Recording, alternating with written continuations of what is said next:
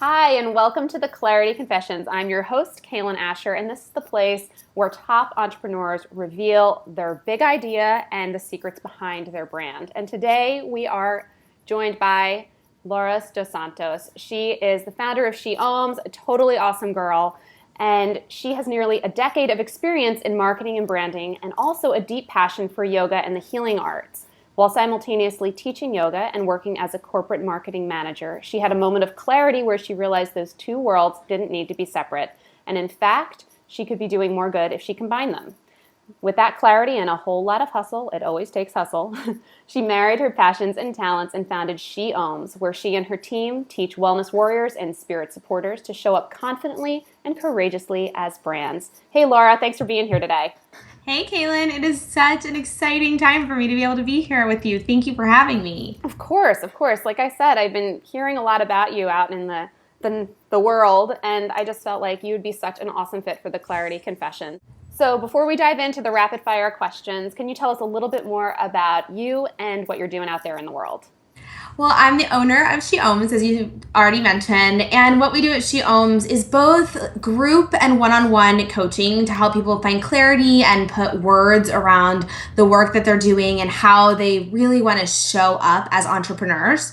And the other piece of what we do is it's a done with you, done for you, where we do both design, copywriting, and the coaching so that at the end of that mentorship, our clients really leave with something that is really cohesive and that they can stand really confidently in. Wow, that's awesome. What a nice little package to give to these entrepreneurs out there, because you really do. You need both pieces. You kind of need to be like mentally prepared, but then there's also a physical aspect of like having the right website and the right words to put out there to your community. So that's really awesome work. Yeah, it definitely is a process, and it's a process that I feel like you think you can do it alone until you start to try to put words around what you do. And I just found it so helpful in my own business to be able to have mentors and coaches to really help me create that clarity and the verbiage and everything. So I'm excited and honored to be able to do that with our clients. Yeah, I totally agree. That's so true, having someone to bounce those ideas off of. So let's dive in with the icebreaker. Are you ready for the rapid fire clarity questions? I'm ready. Okay, so question number 1, is your business aligned with your purpose? Definitely. Describe your purpose in 10 words or less. I help women entrepreneurs show up confidently as brands. Nice. When did you find your purposeful business? I was probably 27. Okay. And how did you find it? It was a combination of working with people and doing a lot of self-study. It always is. Yes. Do you remember where were you when you found it? Did you have like a single moment of clarity?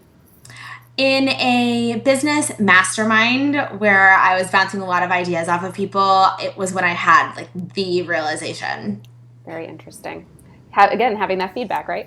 Always. So what is the best thing about being an entrepreneur?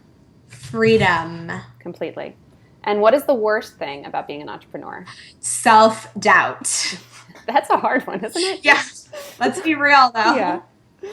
And lastly, what is the one word that sums up your life's purpose? Ambition.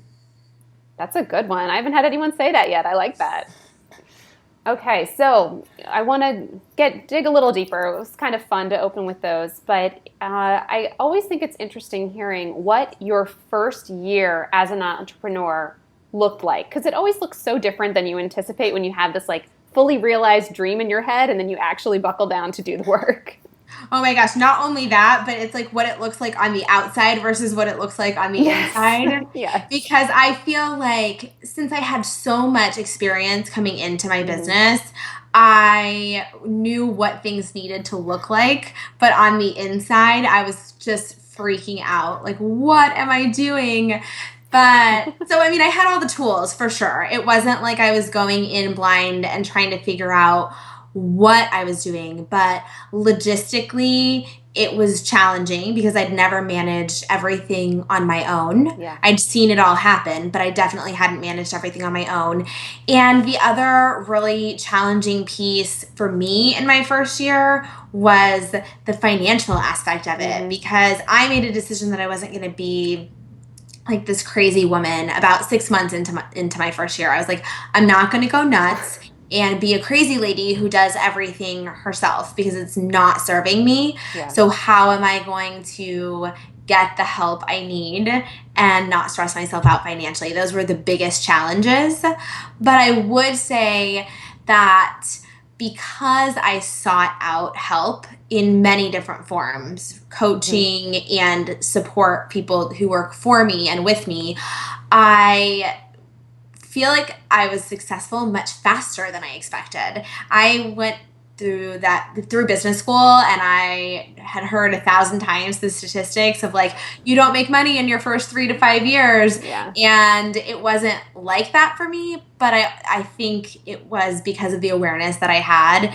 and the willingness to take some pretty big risks. Like, it's scary to make those investments in your first 6 to 12 months. No, I totally agree. And it's kind of that chicken or the egg thing. It's like, oh, I shouldn't hire people until I have more money, more experience, more years under my belt. But then at the same time, having that support can kind of catapult you forward. But I mean, it all depends your background and the money you have coming into your business. But it is always interesting when I talk to other people, how many of them credit their support in coaching, mentorship, having a VA, everything that comes into it to make this thing happen. It's such a huge piece of the puzzle that you don't always see from the outside. You just see this solopreneur going at it, not realizing this whole network that they've built underneath them. For sure. I mean, people say, like, you can't do it alone. And I say, oh, you can, but you'll be a crazy person and you're not going to last long. Yeah. You can burn out really fast if you don't seek help in all different ways. Like, for me, it means asking family to help me out with my daughter and working fewer hours, but making more, prioritizing my time in that. And it looks different for everybody, but you definitely have to ask for help or oftentimes accept help. Sometimes people are offering you help and you're like, no, I can do it on my own. But learning to delegate. Totally. So what do you feel like there's one single biggest challenge that you've overcome as an entrepreneur? Is there one thing that sticks out in your mind? I was really, I saw this question come in from you, and I was like, I'd have an awesome answer for this because it just happened. Oh, gosh, nice. I'm in a public speaker training, and I don't know how I even ended up there because I hate public speaking, but I know that it's so important in business, whether you're at a networking event or on a stage, to be able to really show up just as confidently in person as I do online. And I gave a talk just like 3 weeks ago from the stage, like microphone, people, and my business coach who was there, who's one of the leaders of this training, said, you haven't caught up with your own success.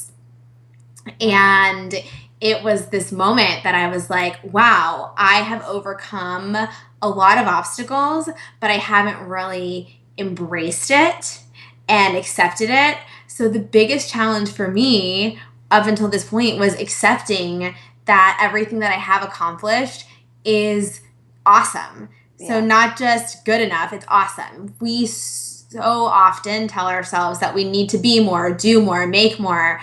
And if we can overcome that mindset, we enter this state of flow in business that is amazing. So I highly advise everybody to try to get to this place. Yeah.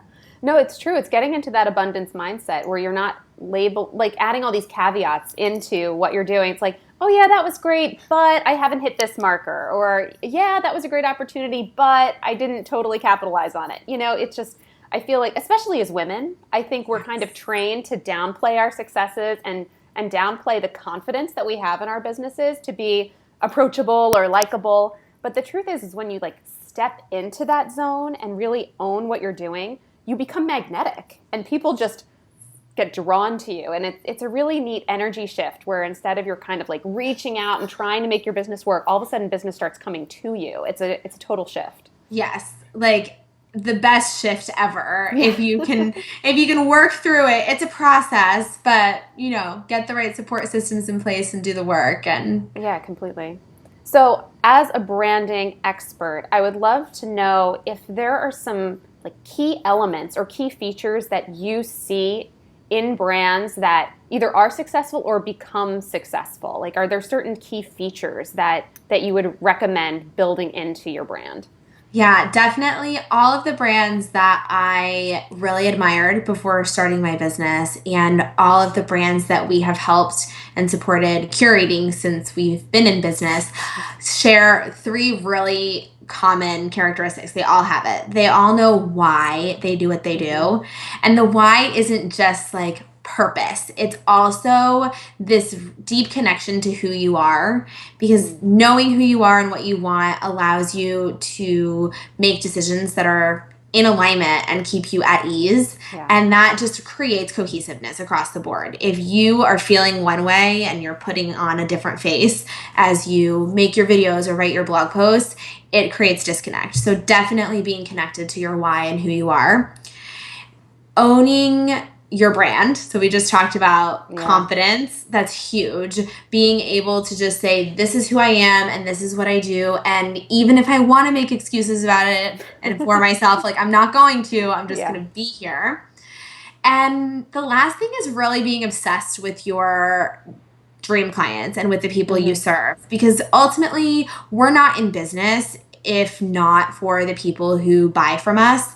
So brands that are really successful know that, and they honor it in everything they do. Everything is an experience and everything is for the people they serve. And that's huge. That one and the why are the biggest ones. Yeah.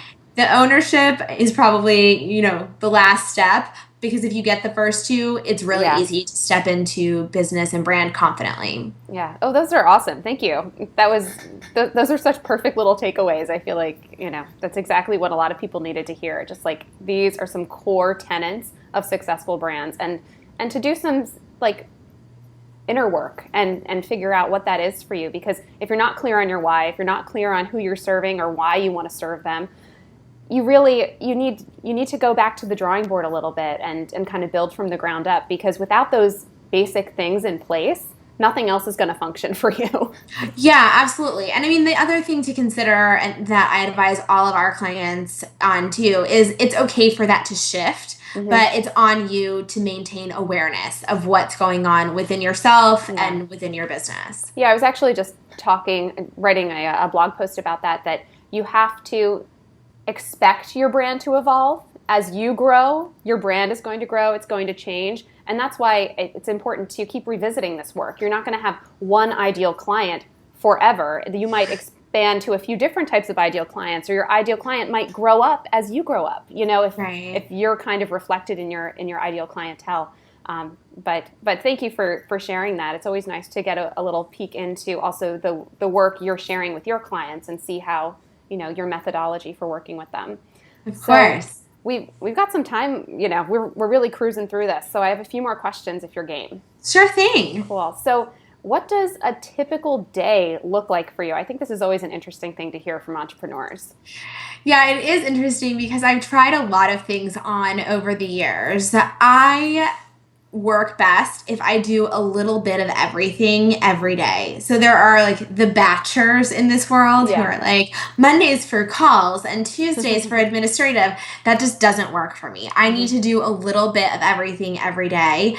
I get up super early. I love morning and I love quiet. And so I just embrace that like husband and dog are sleeping and the house is quiet, and I'll take it. And then I make a to-do list of the things that I know I have to accomplish, and I try to prioritize them. Interestingly enough, not in order of what's most important, but in order of what I can get done the fastest. I'm one of those people who takes like sick pleasure from checking things off my list. So I always do things in order of how quickly I can check them off. But my core responsibilities in my business are producing content and working with clients and producing programs. So I spend my time between those three things, and I just vary it depending on what really needs to get done. But the consistent thing is that I always have a list in the morning so that I don't get sidetracked. That's huge for me. And I don't take calls on Mondays. So those are my big things. Yeah, that's a good rule. Yeah. You can get so distracted, especially early in the week, if you allow other things to infiltrate your day. So I think that's a really interesting thing to think about for myself and for other people out there, to how can you set some parameters about protecting your time for your business? For sure. I mean, calls just are the end it for me. Yeah. They end productivity. I love my clients, but then once I have a call, it becomes about that client and everything that I need to do for them. So I just know that, and I try to keep at least one day sacred for getting things done. Yeah, and that's a good one. And Monday's a nice one to get a lot of things checked off for your week, right? Yes. Yeah. So last question here. What does the future hold for you? And this could be like literally like stuff that's right around the corner, or like big vision. I see a lot more education in the future for me. So up until this year, most of the work we were doing was for our clients. We were working with them to design everything.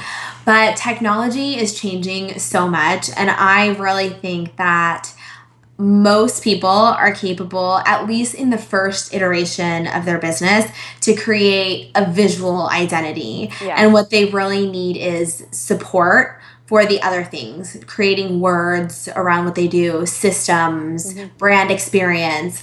And so I feel like we're going to be making a huge shift. I mean, we already have, but it's going to be even bigger to education. Right now, I primarily do online programs, both digital and group coaching, but I'm hoping to be able to lead workshops at bigger conferences about the value of brand. Especially my heart, even though I work with a lot of different entrepreneurs, my heart is in the yoga community, and I know that yoga could be so much more powerful, and that it really would be seen as a sustainable business model if we could view it more from a business and brand standpoint than just this is yoga, and because it's spiritual, we have weird feelings about money and business. I want to be able to help people change that mindset. And you mentioned the abundance mindset earlier, to create that for this community, because that's really so much where my heart is. So I would love to be able to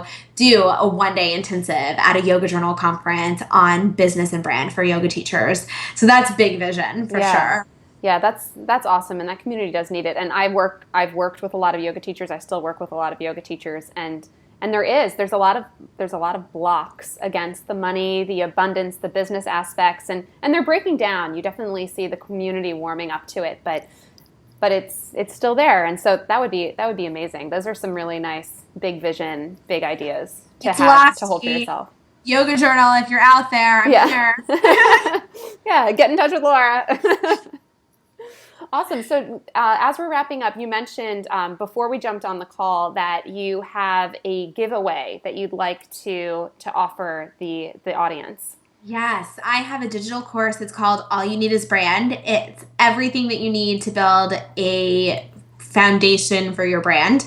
It's 6 modules and super fun. I put a lot of love and care into it, and so I'm going to give one away. Awesome. So in order to enter for your chance to win this amazing course that Laura's giving away, I'm going to start a post in the Facebook group, and then comment below with your biggest aha about branding. That was your takeaway from our discussion today. There was so much good advice that Laura offers. I'm sure you have plenty. You can list them all if you'd like, and we'll randomly select one commenter to receive the course.